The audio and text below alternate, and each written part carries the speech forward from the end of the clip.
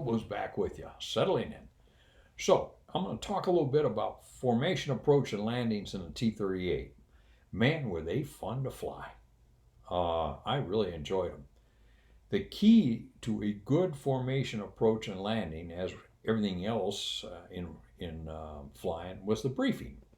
Everybody had to know who was on first and what was doing what and where whoever was going. You get the point. It's all in the briefing. Now at Randolph, when I was there from '82 to '88, we had a waiver to where we could fly formation approach, landings, and touch and goes. And man, were those fun to fly. I truly enjoyed those. And we did that in the interest of getting more formation approach and landings on the students than we normally would on a normal formation ride where you just come back for one full stop and that was it. The touch and go was conducted with the formation approach and the landing being graded, and then the subsequent go around was a non-graded event. And the way we did that is when we touched down, as soon as we touched down, the lead would take the throttles and go to mill and execute a go around. And number two then would hesitate just a split second and add power and conduct his own individual takeoff. Just that slight hesitation would be enough to give you separation. So off they go. Now I don't know why. I think it was being trained by instructors who came up out of the mid 60s. There was something that was just hammered in me. If you're a member of this formation, be a part of that formation. So I would come down when I was flying. When a student was flying it, no problem with that. But when I was flying the formation touch and go, I couldn't stand being out of position. I saw it as my obligation to be there. So when we touched down, if I started lagging behind, I'd tap a burner just just go up, tap the burner. It would usually light, and that was just enough, and then come out of burner and stick with them on mill just to keep the formation looking good. Yeah, I loved it. So anyway, this one day we come in to Randolph, and everything was looking good. The student was flying. We were on the right wing, so we touched down on 1-4 left there, and when the lead added power and went around, we started dropping back a little bit more so than normal. So as we're dropping back down, and at this point in my flying career, especially in the 38, I could sense things going on with that airplane before I could feel it or see it. So I began to sense this, and I looked down, the right engine's winding down to idle, and the student has both throttles up in military power, and he said, "Sir, I can't keep up with them." I said, "Well, there's a good reason for that." I said, "You've lost a motor." And he looked at that, and I said, "I got the airplane." So I took the aircraft, and I said, "This is going to show you why we make you memorize those bold-face emergency procedures.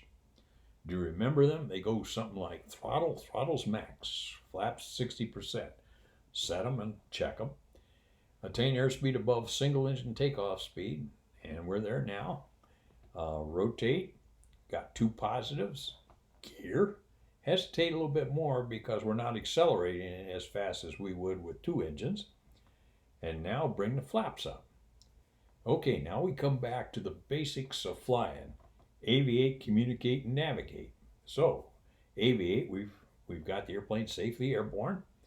We're going to let everybody know what's going on. So, Randolph Tower, this is Reno 172. We've experienced an engine failure, and we're declaring an emergency at this time.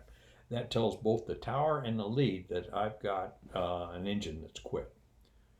Okay, they start telling us what they start chattering, whatever, and so forth. In the meantime, lead looks back at us, picks us up, and says, "Okay, 2, we have you in sight. You've got the lead on the right side." Now, in doing that, he gives me the lead. I don't have to worry about flying formation. He, in turn, can slide back and get into position because Once he gives me the lead, he's now out of position. It's his obligation to get back into position. So I said, Roger, left side route. So he's going to come back and take a loose route formation on me on my left side. So now we go through the appropriate checklists while we turn downwind and get set up for the approach and landing to a full stop. Two, in the meantime, will just kind of follow us down and execute a go around to a closed pattern and follow us in for a full stop himself. And that's kind of the way it went.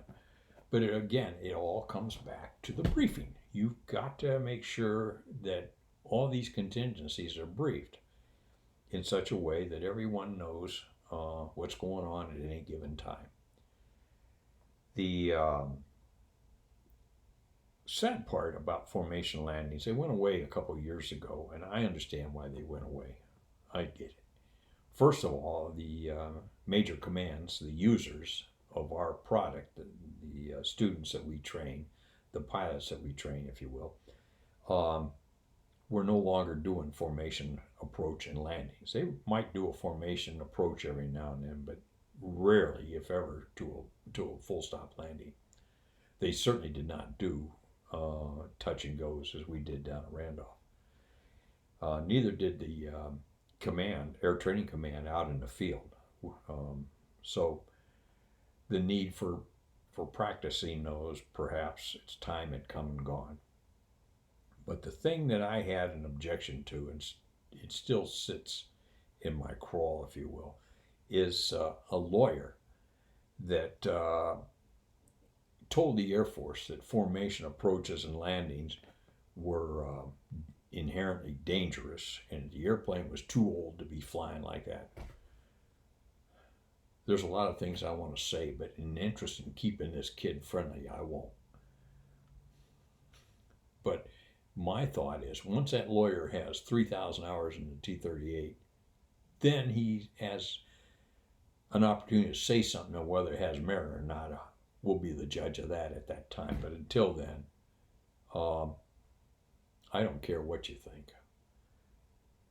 These formation approaches and landings worked very well for many, many, many years.